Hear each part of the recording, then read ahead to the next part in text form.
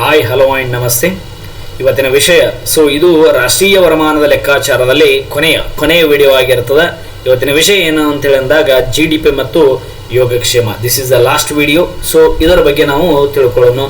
GDP ಮತ್ತು ಯೋಗಕ್ಷೇಮ ಅಂದ್ರೆ GDPಗೆ ಮತ್ತು ಯೋಗಕ್ಷೇಮಕ್ಕೆ ಏನು ಸಂಬಂಧ ಅದ ನೀವು ಹೇಳ್ರಿ ಅಂತೇಳಿ ಹೇಳ್ತಾರೆ. GDP ಎದಕ್ಕೆ ಸಂಬಂಧಪಟ್ಟದ? ಹಣಕ್ಕೆ ಸಂಬಂಧಪಟ್ಟದ. GDP ಎದಕ್ಕೆ ಸಂಬಂಧಪಟ್ಟದ? ಹಣಕ್ಕೆ. ಯೋಗಕ್ಷೇಮ ಎದಕ್ಕೆ ಸಂಬಂಧಪಟ್ಟದ ಅಂದ್ರೆ ನೀವೆಷ್ಟು ಹ್ಯಾಪಿ ಆಗಿದ್ದೀರಿ ಅನ್ನೋದಕ್ಕೆ ಸಂಬಂಧಪಟ್ಟದ. ಯೋಗಕ್ಷೇಮ ನೀವೆಷ್ಟು ಖುಷಿಯಿಂದ ಅದೀರಿ ಅನ್ನೋದಕ್ಕೆ ಸಂಬಂಧಪಟ್ಟದ. ಇವೆರಡನ್ನ ನಾವು ಮಿಕ್ಸ್ ಮಾಡ್ಲಿಕ್ಕೆ ಆಗುವುದಿಲ್ಲ, ಬಟ್ ನಾವು ಮಾಡಿಕೊಂಡು ಡಿಸೈಡ್ ಮಾಡೋಣ ಏನಾಗ್ತದ ಅಂತೇಳಿ. ಕನ್ಕ್ಲೂಷನ್: ಒಂದು ದೇಶದ ಜನರ ಯೋಗಕ್ಷೇಮವನ್ನು ತಿಳಿಯುವುದಕ್ಕಾಗಿ GDPಯನ್ನು ಸೂಚಕವಾಗಿ ತೆಗೆದುಕೊಳ್ಳಲಾಗ್ತದಂತ. ಅಂದ್ರ ಒಂದು ದೇಶದ ಜನರು ಹೆಂಗ ಆರಾಮಾಗ್ಯಾರೇನ್ ಇಲ್ಲ ಅನ್ನೋದನ್ನ ತಿಳಿದುಕೊಳ್ಳುವ ಸಲುವಾಗಿ GDPಯನ್ನು ಏನ್ ಮಾಡ್ತಾರಂದ್ರ ಸೂಚಕವಾಗಿ ಬಳಸ್ತಾರತ್ತ. ಒಬ್ಬ ವ್ಯಕ್ತಿಗೆ ಆದಾಯವಿದೆ ಎಂದರೆ ಆತನು ಹೆಚ್ಚು ಸರಕುಗಳನ್ನು ಕೊಂಡ್ಕೊಳ್ತಾನ, ಹೆಚ್ಚು ಸೇವೆಗಳನ್ನ ಕೊಂಡ್ಕೊಳ್ತಾನ, ಅವನ ಬೌದ್ಧಿಕ ಕಲ್ಯಾಣ ಉತ್ತಮಗೊಳ್ತಾನ. ನಿನಗೆ ಜಾಸ್ತಿ ಆದಾಯ ಆದಪ್ಪ ಅಂದಾಗ ನೀನೇನ್ ಮಾಡ್ತಿ? ಜಾಸ್ತಿ ವಸ್ತುಗಳನ್ನ ಖರೀದಿ ಮಾಡ್ತಿ. ಜಾಸ್ತಿ ವಸ್ತುಗಳನ್ನ ಖರೀದಿ ಮಾಡ್ತಿ ಅಂದಾಗ ನಿನ್ನ ಬೌದ್ಧಿಕ ಕಲ್ಯಾಣ ಏನಾಗ್ತದೆ ಅಂದ್ರ ಉತ್ತಮವಾಗಿರ್ತದೆ. ಆರ್ಥಿಕತೆಯಲ್ಲಿ ಸರಕು ಮತ್ತು ಸೇವೆಗಳಿಂದ ಪಡೆಯುವಂತಹ ತೃಪ್ತಿಯನ್ನ ಆರ್ಥಿಕ ಕಲ್ಯಾಣ ಅಂತೇಳಿ ಕರಿತೀವಿ. ಇದನ್ನ 2 ಮಾರ್ಕ್ಸ್ ನಿಮಗೆ ಕೇಳಬಹುದು. ಮುಂದೆ ಆರ್ಥಿಕ ಕಲ್ಯಾಣವು ಹಣದಿಂದ ಖರೀದಿಸಬಹುದಾದ ಒಂದು ಭಾಗವಾಗಿದೆ. ಬಹಳ ಇಂಪಾರ್ಟೆಂಟ್ ರೀ, ಒಂದು ಪಾರ್ಟ್ ಇದು. ಅಂದ್ರ ನಿಮ್ಮ ಕಲ್ಯಾಣ ಹಣದಿಂದ ಖರೀದಿಸಬಹುದಾದ ಒಂದು ಭಾಗವಾಗ್ಯದ. ಆದ್ರ ಎಲ್ಲವನ್ನ ನಿಮ್ಮ ಜೀವನದಲ್ಲಿ ಎಲ್ಲವನ್ನ ಹಣದಿಂದ ಖರೀದಿಸಲು ಸಾಧ್ಯವಿಲ್ಲ ಅಂತೇಳಿ ಹೇಳ್ತದ. ಹಣದಿಂದ ನೀವು ನಿಮಗೆ ಬೇಕಾಗುವಂತ ವಸ್ತುಗಳನ್ನ ಖರೀದಿ ಮಾಡಬಹುದು. ಹೌದಾ? ಹಣ ಮತ್ತು ಹ್ಯಾಪಿನೆಸ್ಗೆ ಸಂಬಂಧ ಮಾಡ್ಲಾಗತ್ತಾರೆ ಇವರು. ಹೌದಾ? ಆರ್ಥಿಕ ಕಲ್ಯಾಣದಲ್ಲಿ ಹಣವು ಒಂದು ಭಾಗವಾಗ್ಯದ. ಆದ್ರ ಹಣದಿಂದ ಎಲ್ಲವನ್ನು ಖರೀದಿಸಲು ಸಾಧ್ಯವಿಲ್ಲ. ಫಾರ್ ಎಕ್ಸಾಂಪಲ್, ನಿಮ್ಮಲ್ಲಿ ಹಣದಿಂದ ನೀವು ಔಷಧಿಯನ್ನ ಖರೀದಿಸಬಹುದು, ಆರೋಗ್ಯವನ್ನಲ್ಲ. ಅಂದ್ರೆ ಸರ್ ನಾವು ದೊಡ್ಡ ದವಾಖಾನೆ ತೋರಿಸ್ತೀವಿ ಅಂದ್ರೆ ನಿಮ್ಮ ಟೈಮ್ ಮುಗಿದಾಗ 2 ದವಾಖಾನೆ ತೋರಿಸಿದ್ರೆ ಏನದ? ಹೌದಿಲ್ಲ? ಹಣದಿಂದ ಔಷಧಿಯನ್ನ ಖರೀದಿಸಬಹುದು, ಒಂದು ಭಾಗವನ್ನ ಖರೀದಿಸಬಹುದು, ಆರೋಗ್ಯವನ್ನ ಅಲ್ಲ. ನೆಕ್ಸ್ಟ್, ಹಣದಿಂದ ಹಾಸಿಗೆಗಳನ್ನು ಖರೀದಿಸಬಹುದು, ನಿದ್ದೆಯನ್ನಲ್ಲ. ಹೌದಾ? ಹಣದಿಂದ ಊಟವನ್ನು ಖರೀದಿಸಬಹುದು, ಹಸಿವನ್ನಲ್ಲ. ಆದ್ದರಿಂದ ಎಲ್ಲವನ್ನ ಹಣದಿಂದ ಖರೀದಿಸಲು ಸಾಧ್ಯವಿಲ್ಲ ಅಂತೇಳಿ ಹೇಳ್ತಾರ. ಆದ್ದರಿಂದ GDP ಮತ್ತು ಯೋಗಕ್ಷೇಮಕ್ಕೆ ಏನದಂದ್ರ ಜರ ಡಿಫರೆನ್ಸ್ ಅದಂತೇಳಿ ಹೇಳ್ತಾರ. GDP ಮತ್ತು ಯೋಗಕ್ಷೇಮಕ್ಕೆ ಜರ ಡಿಫರೆನ್ಸ್ ಅದಂತೇಳಿ ಹೇಳ್ತಾರ. ಓಕೆ, ನೆಕ್ಸ್ಟ್ GDP ಮತ್ತು ಯೋಗಕ್ಷೇಮಕ್ಕೆ ಯಾಕೆ ಡಿಫರೆನ್ಸ್ ಅದ ಅಂತೇಳಿ ಅಂದಾಗ ನಾವು 3 ಪಾಯಿಂಟ್ಗಳ ಮೂಲಕ ನೋಡ್ತೀವಿ. ನೋಡ್ರಿ, ಹಣದಿಂದ ಕೆಲವೊಂದನ್ನ ಖರೀದಿ ಮಾಡಬಹುದು, ಎಲ್ಲವನ್ನ ಖರೀದಿ ಮಾಡ್ಲಿಕ್ಕೆ ಸಾಧ್ಯ ಇಲ್ಲ. ಫಾರ್ ಎಕ್ಸಾಂಪಲ್, ನೀವು ಔಷಧಿ ಖರೀದಿ ಮಾಡಬಹುದು, ಆರೋಗ್ಯ ಖರೀದಿ ಮಾಡ್ಲಿಕ್ಕೆ ಬರುದಿಲ್ಲ. ಹಂಗಾಗಿ ಇವೆರಡು ಏನಾಗುದಿಲ್ಲ ಅಂದ್ರ ಕೂಡುವುದಿಲ್ಲ ಅಂತೇಳಿ ಹೇಳ್ತಾರ. ಒಂದೇದು ಯಾಕೆ ಕೂಡುವುದಿಲ್ಲ ಅಂತೇಳಿ ಅಂದಾಗ GDP ಏಕರೂಪ ವಿತರಣೆ ಆಗ್ಯದಂತ. ಅಂದ್ರ ಒಂದು ದೇಶದ GDP ಏರಿಕೆಯಾದರೆ ಯೋಗಕ್ಷೇಮದ ಪ್ರಮಾಣ ಹೆಚ್ಚಾಗುತ್ತದೆ ಎಂದು ಹೇಳಲು ಸಾಧ್ಯವಿಲ್ಲ. ಅಂದ್ರ GDP ಹೆಚ್ಚಾದ್ರೆ ನೀವು ಸಾಹುಕಾರ ಆಗ್ತೀರೇನು? ಇಲ್ಲ, ನಿಮಗೇನು ಸಂಬಂಧ ಪಡೋದಿಲ್ಲ. GDP ಕಡಿಮೆ ಆದ್ರೂ ನಿಮಗೇನು ಸಂಬಂಧ ಪಡೋದಿಲ್ಲ. ಯಾಕ? ನೀವು ಬಡವರು ಆಗುವುದಿಲ್ಲ. GDPಗೆ ನಿಮಗ ಅಷ್ಟು ಅನೂನ್ಯವಾದಂಥದ್ದು ಏನು ಟಚ್ ಇರೋದಿಲ್ಲ. ಯಾಕಂದ್ರ GDPಯು ಕೆಲವೇ ವ್ಯಕ್ತಿಗಳು ಮತ್ತು ಕೆಲವು ಉದ್ಯಮ ಸಂಸ್ಥೆಗಳಲ್ಲಿ ಕೇಂದ್ರೀಕರಣವಾಗಿದೆ. ಅಂದರೆ ವ್ಯಕ್ತಿಗಳ ಮತ್ತು ಉದ್ಯಮ ಸಂಸ್ಥೆಗಳ ಆದಾಯದ ಹೆಚ್ಚಳದಿಂದ ದೇಶದ GDPಯ ಯೋಗಕ್ಷೇಮ GDP ಪ್ರಮಾಣ ಏನಾಗ್ತಂದ್ರ ಹೆಚ್ಚಾಗ್ತದ. ಫಾರ್ ಎಕ್ಸಾಂಪಲ್ ತಿಳ್ಕೊಡ್ರಿ, GDP ನಿನಗ 50,000, ಇದು ನಿನಗ 50,000 ಪಗಾರ ದಿವಸದ. ಇದು 50,000 1 ಲಕ್ಷ ಆಯ್ತಂತ ಅನ್ಕೋ. GDPಗೆ ಏನ್ರ ಎಫೆಕ್ಟ್ ಆಗ್ತದೆ? ಏನೋ ಆಗುದಿಲ್ಲ. ಅದೇ ಅಂಬಾನಿದು ಆದಾಯ ಏನಾಯ್ತು? ಹೆಚ್ಚಾಯ್ತು. GDP ಏನಾಗ್ತದೆ? ಹೆಚ್ಚಾಗ್ತದೆ. ಅಂಬಾನಿ, ಅದಾನಿ, ಟಾಟಾ, ಬಿರ್ಲಾ ಇವರೆಲ್ಲರ ಆದಾಯ ಏನಾಯ್ತು? ಹೆಚ್ಚಾಯ್ತು ಅಂದ್ರೆ GDP ಹೆಚ್ಚಾಯ್ತು. ಇವರ ಆದಾಯ ಕಡಿಮೆ ಆಯ್ತು ಅಂದ್ರೆ GDP ಕೂಡ ಏನಾಗ್ತದೆ? ಕಡಿಮೆ ಆಗ್ತದೆ. ಅಂದರೆ GDPಯು ಕೆಲವೇ ವ್ಯಕ್ತಿಗಳ ಮತ್ತು ಸಂಸ್ಥೆಗಳ ಕೈಯಲ್ಲಿ ಕೇಂದ್ರೀಕರಣವಾಗಿದ್ದು ಆ ವ್ಯಕ್ತಿಗಳ ಮತ್ತು ಆ ಉದ್ಯಮ ಘಟಕಗಳ ಆದಾಯ ಹೆಚ್ಚಾದಾಗ GDP ಪ್ರಮಾಣವು ಹೆಚ್ಚಾಗುತ್ತದೆ. ಆ ಉದ್ಯಮಿಗಳು ಮತ್ತು ಆ ಸಂಸ್ಥೆಗಳ ಆದಾಯದ ಪ್ರಮಾಣ ಕಡಿಮೆಯಾದಾಗ GDP ಪ್ರಮಾಣ ಕಡಿಮೆಯಾಗುತ್ತದೆ. ಆದ್ದರಿಂದ ಇಡೀ ದೇಶದ ಆದಾಯ ಯೋಗಕ್ಷೇಮ ಹೆಚ್ಚಾಗ್ಯದ ಅಂತ ಹೇಳಕ್ ಸಾಧ್ಯ ಇಲ್ಲ. ಅವ್ರ ಆದಾಯ ಹೆಚ್ಚಾಯ್ತು GDP ಹೆಚ್ಚಾಗಿಬಿಡ್ತದ. ನಮ್ಮ ಯೋಗಕ್ಷೇಮ ಏನು ಹೆಚ್ಚಾಗ್ತದ? ಹೆಚ್ಚಾಗುವುದಿಲ್ಲ. ಹಾಗಾಗಿ GDPಗೆ ನಮಗೆ ಸ್ವಲ್ಪ ದೂರದ ಸಂಬಂಧ ಅದ ಅಂತೇಳಿ ನಾವು ತಿಳ್ಕೋಬೇಕು. ಮುಂದೆ ಫ್ಯೂಚರ್ನ ನೀವು GDP ಕೊಡುಗೆ ಕೊಡುವಂತ ವ್ಯಕ್ತಿಗಳಾಗಬಹುದು. ಯಾಕೆ ಆಗ್ಲಕ್ಕೆ ಸಾಧ್ಯ ಇಲ್ಲ? ಕಾಮರ್ಸ್ ಆರ್ಟ್ಸ್ ಮಾಡಿದ್ರಿ, ನೀವು ಎಕನಾಮಿಕ್ಸ್ ಕಲೀಲಿಕ್ಕಿದ್ದೀರಿ. ಓಕೆ, 2ನೇ ಪಾಯಿಂಟ್ ಹೋಗೋಣ. ವಿತ್ತೀಯವಲ್ಲದ ವಿನಿಮಯಗಳು ಅಥವಾ ಹಣರಹಿತ ವಿನಿಮಯಗಳು. ರಾಷ್ಟ್ರೀಯ ವರಮಾನವನ್ನ ನಾವು ಹಣದ ಮೂಲಕನೇ ಲೆಕ್ಕಾಚಾರ ಮಾಡ್ತೀವಿ. ಸರಕು ಮತ್ತು ಸೇವೆಗಳನ್ನ ಮಾರಾಟ ಮಾಡಿದಾಗ ನಮಗೆ ಹಣ ಬರ್ತದೆ, ಹಣದ ಮೂಲಕ ಲೆಕ್ಕಾಚಾರ ಮಾಡ್ತೀವಿ. ಬಟ್ ನಮ್ಮ ದೇಶದಾಗ ಏನದ ಅಂದ್ರ ವಿತ್ತೀಯವಲ್ಲದಂತಹ ವಿನಿಮಯಗಳು ಅಂದ್ರ ಹಣವನ್ನೇ ಪಡೆಯದೆ ಕೆಲಸಗಳು ಬಹಳ ಆಗ್ತಾವ. ಆದ್ದರಿಂದ ಇದು ಕೂಡ ನಮಗೇನದ ಒಂದು ಡಿಸ್ಅಡ್ವಾಂಟೇಜ್ ಅದ ಅಂತೇಳಿ ನಾವು ನೋಡಿದ್ವಿ. ರಾಷ್ಟ್ರೀಯ ವರಮಾನವನ್ನು ಯಾವಾಗಲೂ ಹಣದ ರೂಪದಲ್ಲಿ ವ್ಯಕ್ತಪಡಿಸಲಾಗುತ್ತದೆ, ಅದಕ್ಕೆ ಮಾರಾಟ ಮಾಡುವ ಸೇವೆಗಳನ್ನು ಪರಿಗಣಿಸಲಾಗುವುದಿಲ್ಲ. ಅಂದ್ರ ಹಣದ ರೂಪದಲ್ಲಿ ವ್ಯಕ್ತಪಡಿಸ್ತಾವ. ಆದ್ರ ಹಣ ತೊಗೊಳ್ಳಾರದೆ ನಾವು ಸೇವೆಗಳನ್ನ ಮತ್ತು ಸರಕುಗಳನ್ನ ಮಾರಾಟ ಮಾಡಿದಾಗ ಅದನ್ನ ರಾಷ್ಟ್ರೀಯ ಆದಾಯದಲ್ಲಿ ಕನ್ಸಿಡರ್ ಮಾಡೋದಿಲ್ಲ ಅಂತೇಳಿ ನೋಡ್ತೀವಿ. ಉದಾಹರಣೆ, ಮಹಿಳೆಯರು ಮನೆ ಕೆಲಸ ಮಾಡ್ತಾರ. ಹೌದಾ, ಮಹಿಳೆಯರು ಮನೆ ಕೆಲಸ ಮಾಡ್ತಾರ. ಭಾರತದಲ್ಲಿ 70% ಮಹಿಳೆಯರು ಏನ್ ಮಾಡ್ತಾರ ಅಂದ್ರ ಮನೆ ಕೆಲಸ ಮಾಡ್ತಾರ. ಅವ್ರು ಯಾವುದೇ ರೀತಿಯಾದಂತ ಸ್ಯಾಲ್ರಿ ಪಡೆಯುವುದಿಲ್ಲ. ನಾವು ಪುರುಷರು ಏನ್ ಮಾಡ್ತೀವಿ, ನಾವೆಲ್ಲರೂ ಕೆಲಸ ಮಾಡ್ತೀವಿ, ನಾವು ಹಣವನ್ನ ಪಡಿತೀವಿ. ಹಣವನ್ನ ಪಡೆದಾಗ GDP ಏನಾಗ್ತದ, ಕೊಡುಗೆ ಆಗ್ತದ. ಪಾಪ ಮಹಿಳೆಯರು ಎಷ್ಟು ತ್ಯಾಗ ಮಾಡ್ತಾರಂದ್ರ ಮನೆ ಕೆಲಸದಲ್ಲಿ ಸಂಪೂರ್ಣವಾಗಿ 70% ಮನೆ ಕೆಲಸವನ್ನ ಮಾಡ್ತಾರ. ಅವ್ರು ಯಾವುದೇ ರೀತಿಯಾದಂತ ಹಣ ಪಡೆಯುದಿಲ್ಲ. ಒಂದು ವೇಳೆ ಅವರು ಕೂಡ ಹಣವನ್ನ ಪಡೆದ್ರಂದ್ರ ಅಂದ್ರ ಪಡೆದ್ರಂದ್ರ ಏನಾಗ್ತದ್ರ GDP ಮೌಲ್ಯ ಏನಾಗ್ತದಂದ್ರೆ ಹೆಚ್ಚಾಗ್ತದ. ಅವರ ಆದಾಯವನ್ನು ಕೂಡ ನಾವೇನ್ ಮಾಡ್ತೀವಿ ಅಂದ್ರ GDP ಯಲ್ಲಿ ಸೇರಿಸ್ತೇವೆ ಅಂದ್ರೆ ಆಟೋಮೆಟಿಕ್ ಹೆಚ್ಚಾಗಿಬಿಡ್ತದ, ಟ್ರಿಲಿಯನ್ ಗಟ್ಲೆ ಹೆಚ್ಚಾಗ್ತದ. ಯಾಕ 70% ಜನ ಯಾರು ರೊಕ್ಕನೆ ತೊಗೊಳ್ಳೋದಿಲ್ಲ, ಮನೆಯಲ್ಲಿ ಕೆಲಸ ಮಾಡೋದು. ಹೌದಾ, ಹಂಗಾಗಿ ಇದನ್ನ ನಾವು ಕನ್ಸಿಡರ್ ಮಾಡೋದಿಲ್ಲ. ಹಂಗಾಗಿ GDP ಕಡಿಮೆ ತೋರಿಸ್ತದ. ನೆಕ್ಸ್ಟ್, ಸಾಟಿ ಪದ್ಧತಿಯ ಮೂಲಕ ವ್ಯವಹಾರಗಳನ್ನ ಮಾಡ್ತೀವಿ. ಒಂದು ವಸ್ತುವನ್ನ ಕೊಟ್ಟು ಇನ್ನೊಂದು ವಸ್ತುವನ್ನ ತಗೋತೀವಿ. ಹಂಗಾಗಿ ಇದನ್ನು ಕೂಡ ಏನಾಗುದಿಲ್ಲ, ಹಣ ಎಕ್ಸ್ಚೇಂಜ್ ಆಗಿರುವುದಿಲ್ಲ. ಈ ಚಟುವಟಿಕೆನೂ ಕನ್ಸಿಡರ್ ಆಗುದಿಲ್ಲ. ಗೋಧಿಯನ್ನ ಕೊಟ್ಟು ಜೋಳವನ್ನ ತೋದಿರಿ. ಹೌದಾ, ಕಬ್ಬಿಣವನ್ನು ಕೊಟ್ಟು ಸಕ್ಕರೆಯನ್ನ ತಗೋದಿರಿ. ಪುಸ್ತಕಗಳನ್ನ ಮಾರಿ ಏನೇನೋ ವಸ್ತುಗಳನ್ನ ತಗೋತಾರ. ಹೌದಾ, ಹಂಗಾಗಿ ಸಾಟಿ ಪದ್ಧತಿ ಅಂದ್ರೆ ಒಂದು ವಸ್ತುವನ್ನ ಕೊಟ್ಟು ಒಂದು ವಸ್ತುವನ್ನ ತೆಗೆದುಕೊಳ್ಳುವಂತ ಪದ್ಧತಿ. ಇಲ್ಲಿ ಕೂಡ ಹಣ ಇರುವುದಿಲ್ಲ. ಹಂಗಾಗಿ ಇದು ಕೂಡ ನಮಗೇನಾಗ್ತದ, ಒಂದು ಡಿಸ್ಅಡ್ವಾಂಟೇಜ್ ಟೈಪ್ ಕಾಣ್ತದ.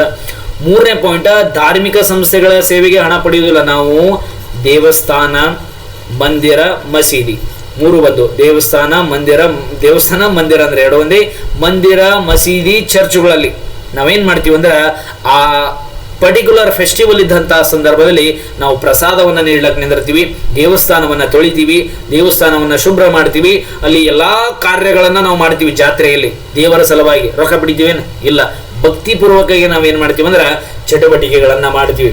ದೇವಸ್ಥಾನ ಆಗಿರಬಹುದು, ಮಸೀದಿ ಆಗಿರಬಹುದು, ಮಂದಿರವಾಗಿರಬಹುದು.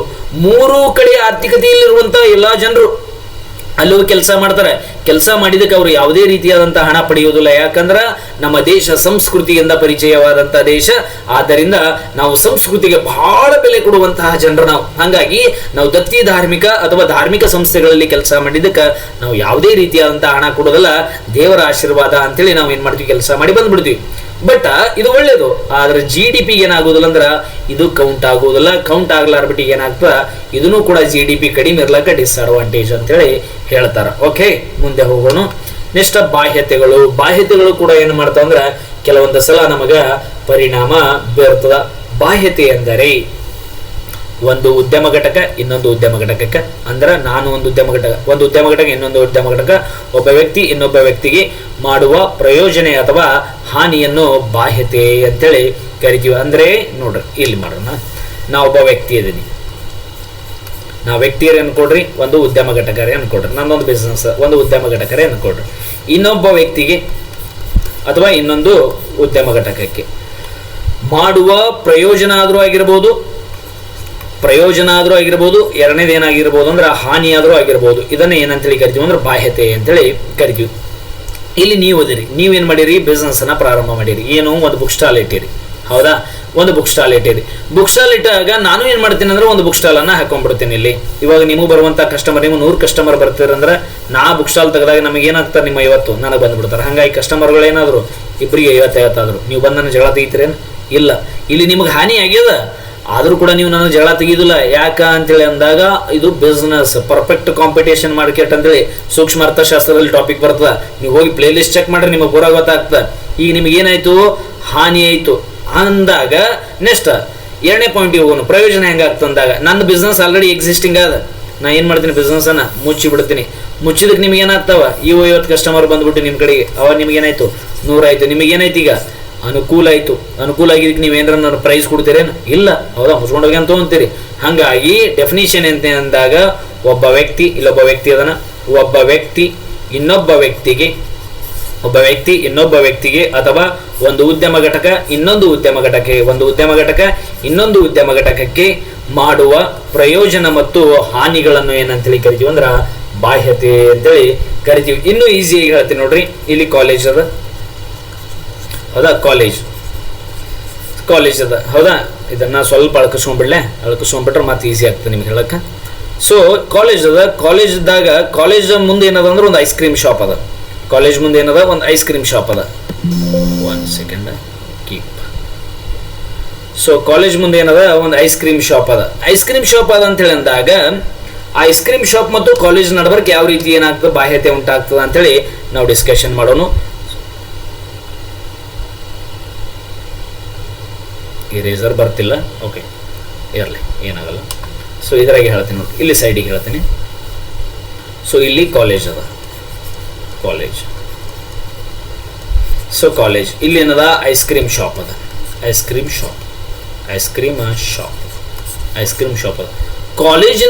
ಕಾಲೇಜಿನಲ್ಲಿ ಓದುವಂತ ವಿದ್ಯಾರ್ಥಿಗಳು ಎಲ್ಲರೂ ಹೋಗ್ತಾರೆ. ಹೋಗಿ ಏನ್ ಮಾಡ್ತಾರೆ, ಐಸ್ ಕ್ರೀಮ್ ತೊಗೊಂಡ್ಬರ್ತಾರೆ. ಯಾಕ?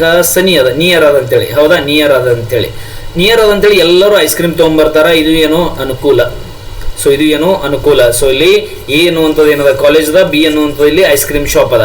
ಎ ಅನ್ನುವಂಥ ಕಾಲೇಜಿನಲ್ಲಿ ಇರುವಂತ ಎಲ್ಲಾ ವಿದ್ಯಾರ್ಥಿಗಳು ಹೋಗಿ ಏನ್ ಮಾಡ್ತಾರ, ಐಸ್ ಕ್ರೀಮ್ ಅನ್ನ ತೊಗೊಂಡ್ಬರ್ತಾರ. ವಿದ್ಯಾರ್ಥಿಗಳಿಗೆ ಸನಿ ಇದ್ದಿದ್ದಕ್ಕೆ ಏನಾಯ್ತು, ಅನುಕೂಲ ಆಯ್ತು.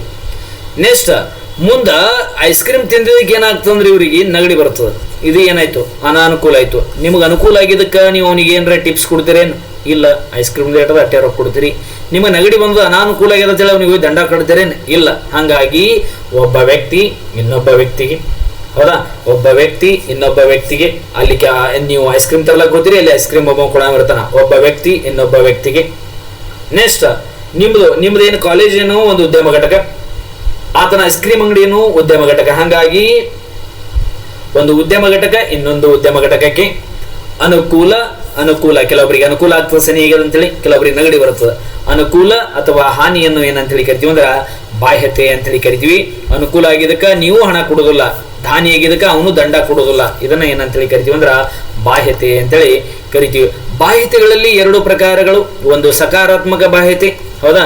ಸೊ ಸಕಾರಾತ್ಮಕ ಬಾಹ್ಯತೆ, ಇನ್ನೊಂದು ನಕಾರಾತ್ಮಕ ಬಾಹ್ಯತೆ. ಸಕಾರಾತ್ಮಕ ಬಾಹ್ಯತೆ ಎಂದರೆ ಒಂದು ಉದ್ಯಮ ಘಟಕ ಇನ್ನೊಂದು ಉದ್ಯಮ ಘಟಕಕ್ಕೆ ಒಬ್ಬ ವ್ಯಕ್ತಿ ಇನ್ನೊಬ್ಬ ವ್ಯಕ್ತಿಗೆ ಮಾಡುವ ಪ್ರಯೋಜನವನ್ನ ಏನಂತೇಳಿ ಕರಿತೀವಿ ಅಂದ್ರ ಸಕಾರಾತ್ಮಕ ಬಾಹ್ಯತೆ ಅಂತೇಳಿ ಕರಿತೀವಿ. ನಕಾರಾತ್ಮಕ ಬಾಹ್ಯತೆ ಅಂದ್ರ ಒಂದು ಉದ್ಯಮ ಘಟಕ ಇನ್ನೊಂದು ಉದ್ಯಮ ಘಟಕಕ್ಕೆ ಒಬ್ಬ ವ್ಯಕ್ತಿ ಇನ್ನೊಬ್ಬ ವ್ಯಕ್ತಿಗೆ ಮಾಡುವ ಹಾನಿ ಅಥವಾ ತೊಂದರೆಯನ್ನ ಏನಂತೇಳಿ ಕರಿತೀವಿ ಅಂದ್ರ ನಕಾರಾತ್ಮಕ ಬಾಹ್ಯತೆ ಅಂತೇಳಿ ಕರಿತೀವಿ. ಸೊ ನಿಮಗ ನೆಗೆಟಿವ್ ಆದ್ರ ನೀವು ದಂಡ ಕೇಳುವಂಗಿಲ್ಲ, ಪಾಸಿಟಿವ್ ಆದ್ರ ನೀವು ಏನೋ ಹಣ ಕೊಡುವಂಗಿಲ್ಲ. ಇದನ್ನ ಏನಂತೇಳಿ ಕರಿತೀವಿ ಅಂದ್ರ ಬಾಹ್ಯತೆ ಅಂತೇಳಿ ಕರಿತೀವಿ. ಒಟ್ಟಾರೆಯಾಗಿ ಮೇಲಿನ ಎಲ್ಲಾ ಅಂಶಗಳನ್ನು ಅವಲೋಕಿಸಿದಾಗ ರಾಷ್ಟ್ರೀಯ ವರಮಾನವು ಆರ್ಥಿಕ ಕಲ್ಯಾಣದ ಒಂದು ನಿಖರ ಅಳತೆಗೋಲು ಅಲ್ಲ ಅಂತೇಳಿ ನಮಗ ತಿಳಿದು ಬರ್ತದ. ಸೊ ಫೈನಲ್ ಆಗಿ ಏನು ತಿಳಿದು ಬರ್ತದ ಅಂತೇಳಿ ಅಂದಾಗ ನೀವು GDP ಎಷ್ಟೇ ಹೆಚ್ಚಾಲಿ, ಹೌದಾ, ಇದು ಆರ್ಥಿಕ ಕಲ್ಯಾಣ ಅಂತೇಳಿ ನಾವು ಹೇಳಕ್ಕಾಗೋದಿಲ್ಲ. GDP ಹೆಚ್ಚಾದ್ರೆ ಕೆಲವೊಬ್ಬರಷ್ಟೇ ಶ್ರೀಮಂತರಾತರ, ಎಲ್ಲರಿಗೆ ಇದು ಅನುಕೂಲಕರವಲ್ಲ ಅಂತೇಳಿ ನಮಗೆ ತಿಳಿದು ಬರ್ತದೆ. ಪ್ರಶ್ನೆ ಏನು ಬರ್ತದೆ ಅಂದ್ರೆ GDP ಮತ್ತು ಯೋಗಕ್ಷೇಮವನ್ನು ವಿವರಿಸಿ ಅಂತೇಳಿ ಪ್ರಶ್ನೆ ಬರ್ತದೆ. ಈ ರೀತಿಯಾಗಿ ಕೇಳಬಹುದು. ಇದನ್ನ ಇನ್ನೊಂದು ರೀತಿ ಕೇಳ್ತಾರೆ, ಏನು ಅಂತೇಳಿ ಅಂದಾಗ ರಾಷ್ಟ್ರೀಯ ವರಮಾನವು ಆರ್ಥಿಕ ಕಲ್ಯಾಣ ನಿಖರ ಅಳತೆಗೋಲಲ್ಲ, ವಿವರಿಸಿ. ರಾಷ್ಟ್ರೀಯ ವರಮಾನವು ಆರ್ಥಿಕ ಕಲ್ಯಾಣದ ನಿಖರ ಅಳತೆಗೋಲು ಅಲ್ಲ. ರಾಷ್ಟ್ರೀಯ ವರಮಾನವು ಆರ್ಥಿಕ ಕಲ್ಯಾಣದ ನಿಖರ ಅಳತೆಗೋಲು ಅಲ್ಲ, ವಿವರಿಸಿ ಅಂತೇಳಿ ಪ್ರಶ್ನೆ ಬರ್ತದೆ. ಎರಡೂ ಪ್ರಶ್ನೆಗೆ ಒಂದೇ ಆನ್ಸರ್. ಏನು? ರಾಷ್ಟ್ರೀಯ ವರಮಾನವು ಆರ್ಥಿಕ ಕಲ್ಯಾಣದ ನೈಜ ಸೂಚಕವಲ್ಲ, ವಿವರಿಸಿ ಅಂತೇಳಿ ಬರ್ತದೆ. ಅದು ಬಂದರೂ ಇದನ್ನೇ ಬರೀಬೇಕು. GDP ಮತ್ತು ಯೋಗಕ್ಷೇಮವನ್ನ ವಿವರಿಸಿ ಅಂತೇಳಿ ಅಂದಾಗ ಕೂಡ ನೀವು ಇದನ್ನೇ ಬರೀಬೇಕು ಅಂತೇಳಿ ಹೇಳ್ತಾ ಈ ಅಧ್ಯಾಯವನ್ನ ಇಲ್ಲಿಗೆ ಮುಗಿಸ್ತಾ ಇದೀವಿ. ಮುಂದಿನ ಅಧ್ಯಾಯ ಹಣ ಮತ್ತು ಬ್ಯಾಂಕನ್ನ ಆದಷ್ಟು ಬೇಗ ನಾವು ಅಪ್ಲೋಡ್ ಮಾಡ್ತೀವಿ ಅಂತೇಳಿ ಹೇಳ್ತಾ, ಆಲ್ರೆಡಿ ಅಪ್ಲೋಡ್ ಆಗಿದ್ರೆ ನೋಡ್ರಿ, ನೀವು ಲಾಸ್ಟಿಗೆ ನೋಡ್ಲಾಗತ್ತವ್ರು. ಸೊ ಲಾಸ್ಟ್ ಪ್ಲೇ ಲಿಸ್ಟ್ ಅನ್ನ ಚೆಕ್ ಮಾಡ್ತಾ ಇರ್ರಿ, ನಿಮಗೆ ಎಷ್ಟು ಅನುಕೂಲಕರವಾದಂಥ ಟಾಪಿಕ್ಗಳು ಇರ್ತಾವಲ್ಲ ಎಲ್ಲವನ್ನ ನೋಡ್ರಿ ಅಂತ ಹೇಳಿ ಹೇಳ್ತಾ ಈ ವಿಡಿಯೋವನ್ನ ಇಲ್ಲಿಗೆ ಮುಗಿಸ್ತಾ ಇದ್ದೀನಿ.